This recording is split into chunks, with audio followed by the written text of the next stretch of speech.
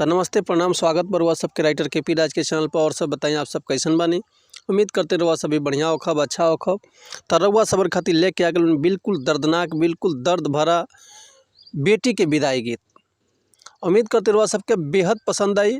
अगर ये गाना रउआ बढ़िया से दिल से गाई तनी, बढ़िया से नया म्यूजिक बनवा के अगर दिल से गायकी कही तनी तो सुनने वाला के भी कलेजा फाट जाई। अगर ये गाना के नया म्यूजिक बनवा के बढ़िया से गायकी कहते हैं, दिल से गायकी कहते हैं तो 100% बाकी गाना मार्केट में ब्लास्ट कर जाए। बिल्कुल नया कंपोजिशन बा, बिल्कुल नया धुन बा, बिल्कुल नया कंपोजिशन बा, बिल्कुल नया शब्द बा। तो रउआ सबन खातिर लेके आ गइल बानी। ऐसे पहले रउआ सबसे कहब कि अगर रउआ गायकी में इंटरेस्ट बा और नया नया मैटर के तलाश में बानी, नया नया मैटर रउआ सबके नइखे मिलत, अगर हमारा चैनल पे आ गइल बानी तो निराश मिले के जरूरत नइखे। ऐसे कि रउआ सबन खातिर हम हर एक प्रकार के सॉन्ग लिखिले, हर एक चैनल में बतौले बानी रउआ सबके। हिंदी होके चाहे भोजपुरी होके, लव सॉन्ग, ऑर्केस्ट्रा सॉन्ग, बेवफाई सॉन्ग, चाहे रंगदारी सॉन्ग, चाहे जातिवाद सॉन्ग, चाहे अपना जिला पर रंगदारी सॉन्ग लिखवा सकेले, चाहे अपना बिल्कुल अपना मन पसंद के कोनो भी मैटर लिखवा सकेले, वो बिल्कुल उसी चार्ज पे। तो अगर हमारे चैनल पर रउआ सब आ गइल बनते, चैनल के लाइक करी, सब्सक्राइब करी, बेल आइकन प्रेस कर दी ताकि कोनो वीडियो अपलोड करी तो सबसे पहले नोटिफिकेशन रउआ सबके मिले। तो चलिए देर ना करते हुए आज के मैटर देखल जाए कैसे बा, का धुन बा, का एकर लय बा। देखी कैसे गावे के रउआ सबके हम गा के बताओ तनी। बेटी के विदाई के बेरा बेटी अपना महतारी से एगो सवाल करते रही कि हे माई, आखिर हम अइसन का कसूर कैले बानी कि तू अपना से हमके दूर करता रू। कि नवरे महीनावा गर्भ में रखलू, आज कैलू अपने से दूर हो।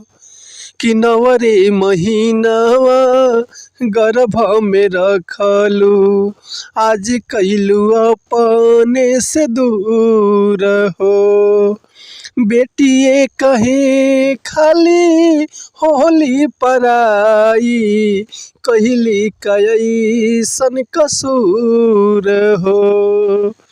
कि करेला बेगाना घरवा जमाना, कारण चिटुकी से नूर हो।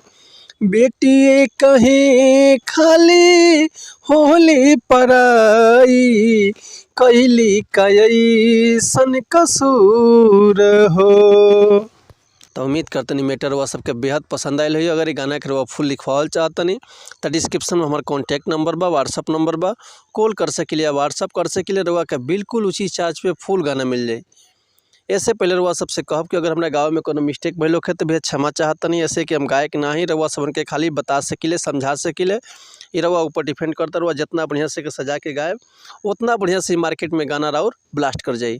अगर रउआ कोनो भी तरह के म्यूजिक भी बनवावल चाहतनी तो बेहिचक हमारे कॉल कर सकिले, व्हाट्सअप कर सकिले। रउआ के बिल्कुल उसी चार्ज पे बढ़िया से बढ़िया म्यूजिक हम अलग से मिल जाई। तो मिलत है नेक्स्ट वीडियो में कुछ नया गाना लेके, कुछ नया धुन लेके, कुछ नया कंपोजिशन लेके।